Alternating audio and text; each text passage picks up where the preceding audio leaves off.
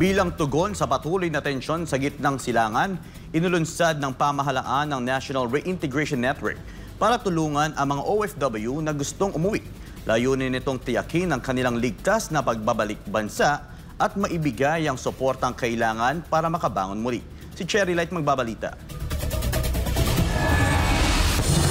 Habang patuloy ang pag-igting ng bakbakan sa pagitan ng Israel at Iran, mas maraming Pilipinong manggagawa ang nahaharap sa panganib at pangamba sa kanilang kaligtasan. Karamihan sa kanila ay nawala ng tirahan, hindi makauwi at umaasa na lang sa tulong ng gobyerno upang makabalik ng ligtas sa Pilipinas.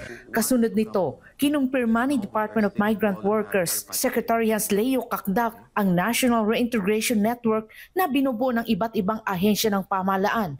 Layunin nitong bigyan ng suporta ang mga OFW na voluntaryong uuwi mula sa mga bansang apektado ng tensyon sa gitnang silangan, kabilang ang Israel, Iran, Jordan, Iraq at ilang OFW na naipit sa transit sa United Arab Emirates. Kasama sa NRN ang mga ahensyang tulad ng TESDA, DTI, DOH, DA, DOST at DSWD na magbibigay ng iba't ibang tulong gaya ng skills training vouchers, medical assistance, business opportunities at iba pa.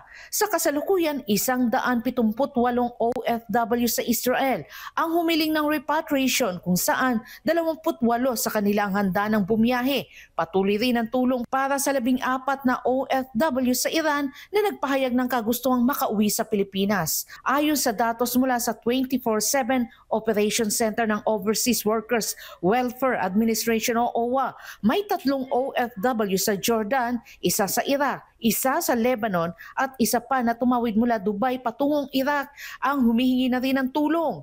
Naibalik na rin sa bansa ang 48 OFW na na-stranded sa Dubai International Airport nitong linggo habang 10 mula sa Abu Dhabi ang natulungan na ring makauwi. Ang sumagot ng kanilang pag-uwi or rebooking ay yung airlines. Except for 5 in Dubai, ang nag-asikaso ay ang Migrant Workers Office in Dubai. Sinagot nila through the Action Fund. And we will coordinate with the concerned agencies para maayos nila yon at maibalik dito sa atin. Ayon kay Kakdak, ang mga OFW na sasailalim sa repatriation program ay makakatanggap ng 75,000 piso mula sa DMW Action Fund at karagdagang 75,000 piso mula sa OWA Emergency Repatriation Fund bilang ayuda sa nawalan ng kita o kabuhayan. Sinabi rin ni Kakdak, may mga Pilipinong maaring nawala ng bahay ngunit pansamantalang naninirahan sa mga kaibigan, amo o sa mga hostel na pinapatakbo ng DMW sa North Tel Aviv, Rehoboth.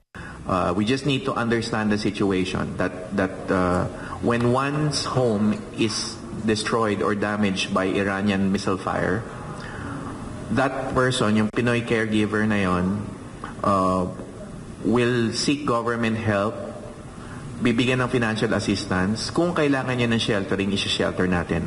Samantala, sinabi ni OWA Administrator Patricia Ibon Kaunan na may mga personnel na silang nakatalaga sa mga apektadong lugar at magdadagdag pa ng staff mula sa DMW at OWA upang mapabilis ang pagbibigay ng tulong sa shelter, pagkain at repatriation. Tulungan po ang ginagawa namin ngayon, hindi lamang ng DMW at OWA. At dito talaga kitang-kita yung One DMW approach namin. But of course, on-site, yung ating One Country Team approach with our embassies. Ito ang panahon na talagang magbayanihan. Hinimok din niya ang mga OFW na may agarang pangangailangan o emergency na makipag-ugnayan sa National Hotline 1348 o sa mga official Facebook page ng DMW at OWA. Nakatakdang lumipad si Kakdak patungong Beirut ngayong Biyernes at pagkatapos ay sa Amman, Jordan upang personal na pangunahan ang mga pagsisikap sa mga lugar na apektado ng krisis. Samantala nitong Huwebes, pinuntahan ng Rapid Response Team ng Embahada mga Pilipinong nawala ng tirahan sa Bnei Brak matapos tamaan ng missile mula sa Iran. 16 ang nakatira sa naturang flat, ngunit isa lamang ang naroon nang mangyari ang pagsabog. Nakaligtas ang Pilipino ng walang galos matapos agad nakapasok sa bomb shelter. Binigyan sila ng embahada ng paunang tulong tulad ng bigas, grocery items at hygiene products. Tutulungan din sila ng DMW na makahanap ng bagong matitirhan habang pansamantala silang nanunuluyan sa mga amo at kaibigan. Para sa Diyos at sa Pilipinas kung mahal, Cherry Light, SMNA News.